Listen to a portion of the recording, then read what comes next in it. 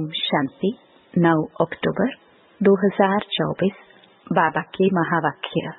मीठे बच्चे, विश्व का राज्य बाहुबल से नहीं लिया जा सकता, उसके लिए योग बल चाहिए।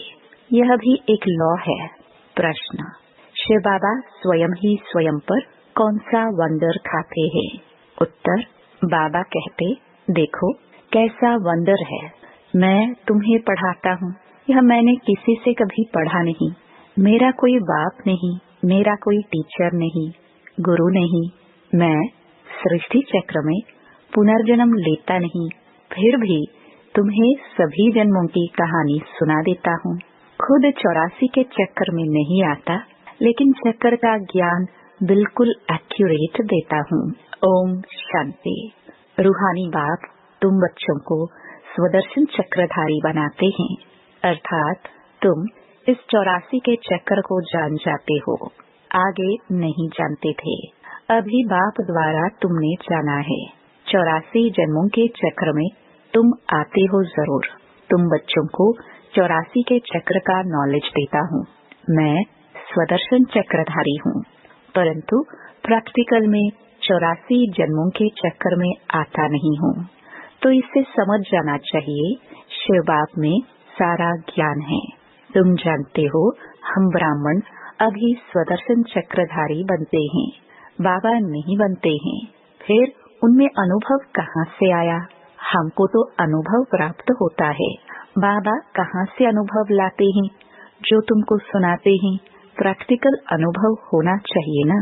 बाप कहते हैं, मुझे ज्ञान का सागर कहते हैं, परंतु मैं तो 84 जन्मों के चक्कर में आता नहीं हूँ। फिर मेरे में यह ज्ञान कहाँ से आया? टीचर पढ़ाते हैं तो जरूर खुद पढ़ा हुआ है ना। यह शिव बाबा कैसे पढ़ा? इनको कैसे 84 के चक्कर का मालूम पड़ा, जबकि खुद 84 जन्मों में नहीं आता है। बाप बीज रूप होने कारण जानते हैं, खुद 84 के चक्कर में नहीं आते हैं, परंतु तुमको सब समझाते हैं। यह भी कितना वंडर है। ऐसे भी नहीं बाप कोई शास्त्र आदि पढ़ा हुआ है।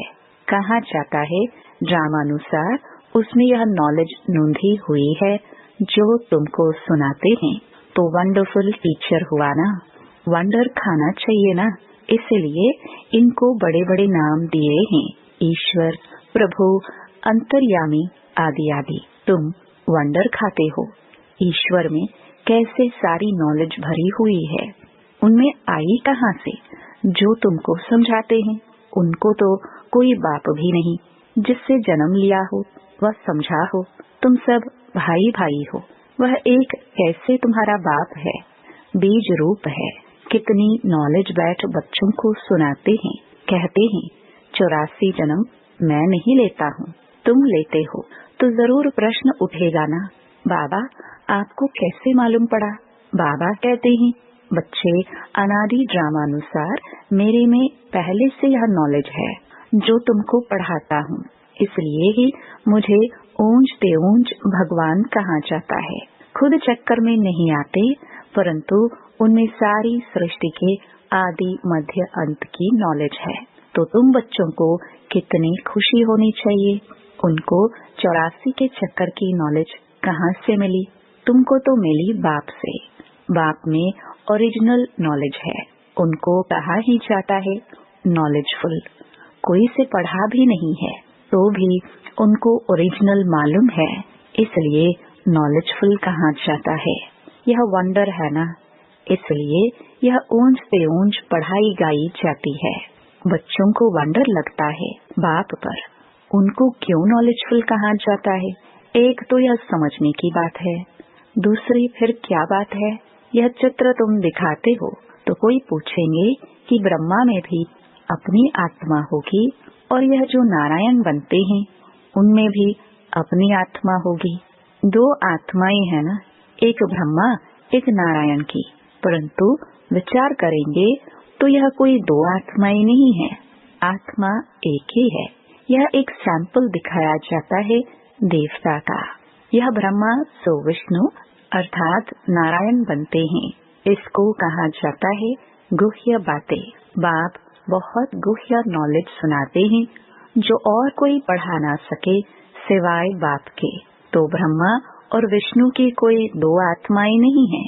वैसे ही सरस्वती और लक्ष्मी, इन दोनों की दो आत्माएं हैं या एक आत्मा एक है, शरीर दो है। यह सरस्वती ही फिर लक्ष्मी नारायण बनती है, इसलिए एक आत्मा गिनी जाएगी।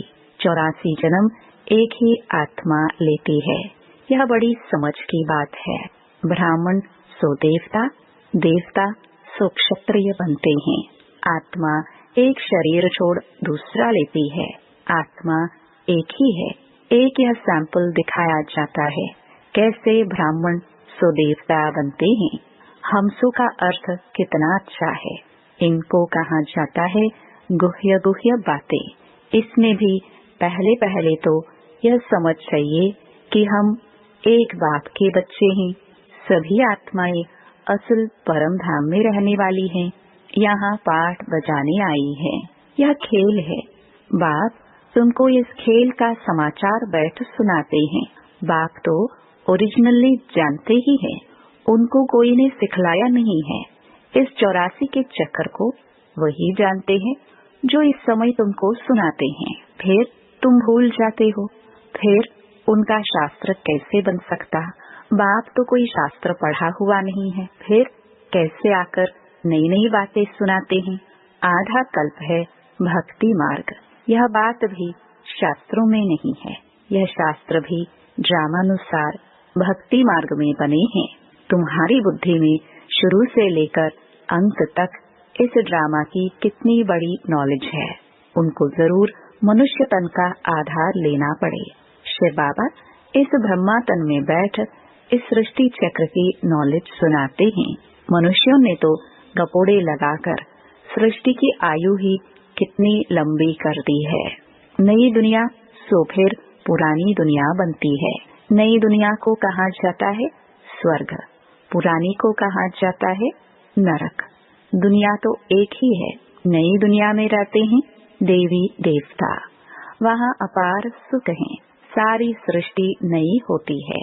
अभी इनको पुराना कहा जाता है। नाम ही है आयरन एज्ड वर्ल्ड। जैसे ओल्ड दिल्ली और न्यू दिल्ली कहा जाता है। बाप समझाते हैं, मीठे मीठे बच्चों, न्यू वर्ल्ड में न्यू दिल्ली होगी। यह तो ओल्ड वर्ल्ड में ही कह देते हैं न्यू दिल्ली। इनको न्यू कैसे कहेंगे? बाप समझाते हैं नई दुनिया में नई दिल्ली होगी। उनमें यह लक्ष्मी नारायण राज्य करेंगे। उनको कहा जाएगा सतयुग। तुम इस सारे भारत में राज्य करेंगे। तुम्हारी गद्दी जमुना किनारे पर होगी। पिछाड़ी में रावण राज्य की गद्दी भी यहाँ ही है। राम राज्य की गद्दी भी यहाँ होगी। नाम दिल्ली नहीं होगा, उसको परिस्तान कहा जाता है। फिर जो जैसा राजा होता है वह अपनी गद्दी का ऐसा नाम रखते हैं। इस समय तुम सब पुरानी दुनिया में हो। नई दुनिया में जाने के लिए तुम पढ़ रहे हो। फिर से मनुष्य से देवता बन रहे हो। पढ़ाने वाला है बाप, तुम जानते हो। ऊंचे से ऊंचे बाप ने नीचे आकर राजयोग सिखाया है। अभी तुम हो संगम पर, जबकि कलयुगी पुरानी दुनिया खत्म होनी है। बाप ने इनका हिसाब भी बताया है। मैं आता हूँ ब्रह्मा तन में। मनुष्यों को तो पता ही नहीं है कि ब्रह्मा कौन सा। सुना है प्रजापिता ब्रह्मा। तुम प्रजा हो ना ब्रह्मा की, इसलिए अपने को बीके कहलाते हो। वास्तव में शिव बाबा के बच्चे शिव वंशी हो। जब निराकार आत्माएं हो, फिर साकार में प्रजापिता ब्रह्मा के बच्चे भाई बहन हो और कोई भी संबंध नहीं है। इस समय तुम उस कलयुगी संबंध को भूलते हो, क्योंकि उनमें बंधन है। तुम जाते हो नई दुनिया में। ब्राह्मणों की चोटी होती है, छोटी ब्राह्मणों की निशानी है। तुम ब्राह्मणों का यह कुल है। वह है कलयुगी ब्राह्मण। ब्राह्मण अक्सर करके पंडे होते हैं। एक धामा खाते हैं, दूसरे ब्राह्मण गीता सुनाते हैं। अभी तुम ब्राह्मण यह गीता सुनाते हो, वह भी गीता सुनाते हैं। तुम भी गीता सुनाते हो, फर्क देखो कितना है। तुम कहते हो कृष्ण को भगवान नहीं कह सकते, कृष्ण को तो देवता कहा जाता है, उनमें दैवी गुण है, उनको तो इन आंखों से देखा जा सकता है। शिव के मंदिर में देखेंगे, शिव को अपना शरीर है नहीं, वह है परम आत्मा अर्थात परमात्मा, ईश्वर, प्रभु, भगवान आदि अक्षर का कोई अर्थ नहीं निकलता। परमात्मा ही सुप्रीम आत्मा है, तुम नॉन सुप्रीम हो। फर्क देखो कितना है। तुम्हारी आत्मा और उस आत्मा में, तुम आत्माएं अभी परमात्मा से सीख रहे हो, वह कोई से सीखा नहीं है। यह तो फादर है ना, उस परमपिता परमात्मा को तुम फादर भी कहते, टीचर भी कहते और गुरु भी कहते, है एक ही। और कोई भी आत्मा बाप, टीचर, गुरु नहीं बन सकती है। एक ही परम आत्मा है, उनको कहा जाता है सुप्रीम। हर एक को पहले फादर चाहिए, फिर टीचर चाहिए, फिर पिछाड़ी में चाहिए गुरु।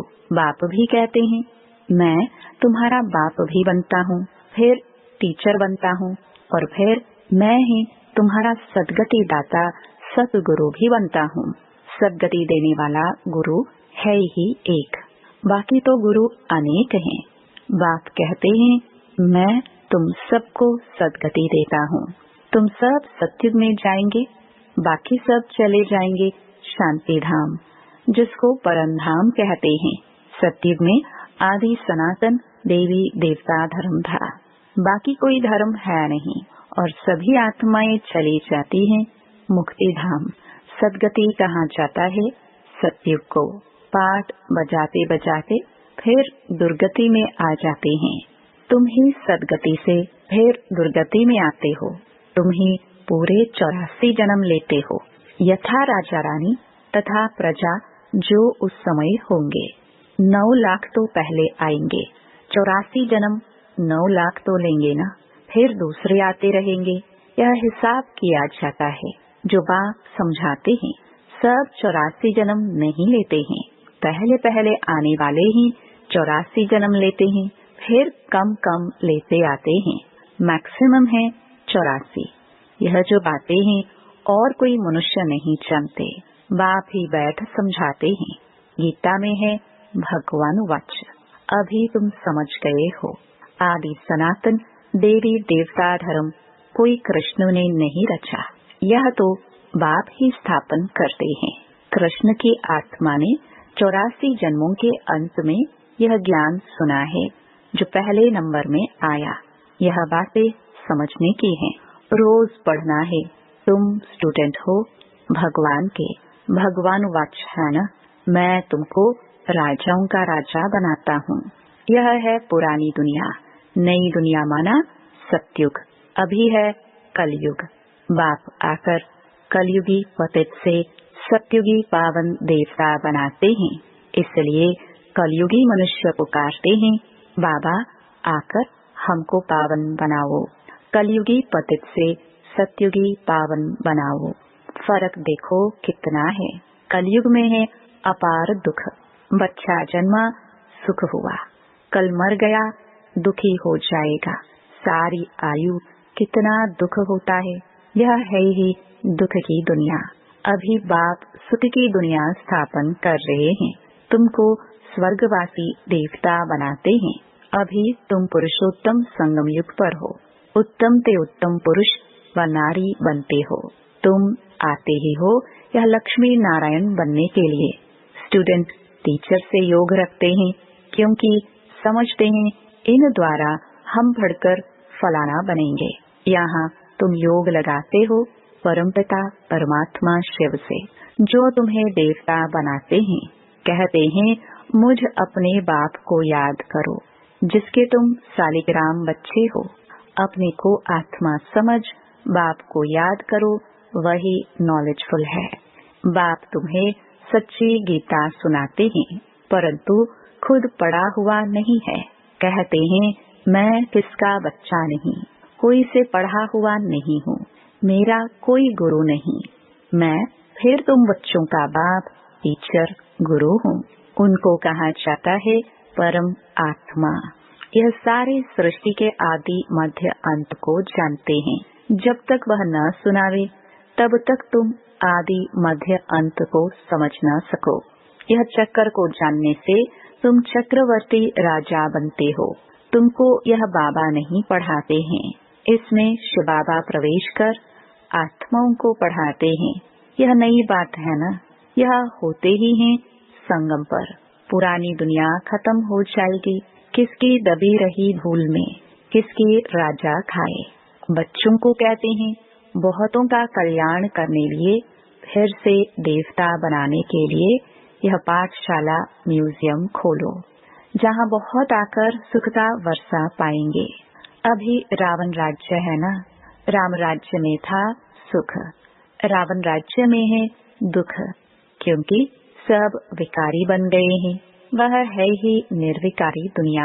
बच्चे तो इन लक्ष्मी नारायण आदि को भी है ना, परंतु वहाँ है योग बल। बाप तुमको योग बल सिखलाते हैं। योग बल से तुम विश्व के मालिक बनते हो। बाहुबल से कोई विश्व का मालिक बन ना सके। लॉ नहीं कहता। तुम बच्चे याद के बल से सारे विश्व की बादशाही ले रहे हो। कितनी ऊंची पढ़ाई है। बाप कहते हैं पहले पहले पवित्रता की प्रतिज्ञा करो। पवित्र बनने से ही फिर तुम पवित्र दुनिया के मालिक बनेंगे।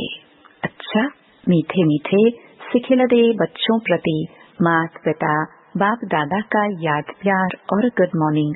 रूहानी बाप की रूहानी बच्चों को नमस्ते। धारणा के लिए मुख्य सार। पहला, कलयुगी संबंध जो कि इस समय बंधन है, उन्हें भूल स्वयं को संगमयुगी ब्राह्मण समझना है। सच्ची गीता सुननी और सुनानी है। दूसरा, पुरानी दुनिया खत्म होनी है, इसलिए अपना सब कुछ सफल करना है।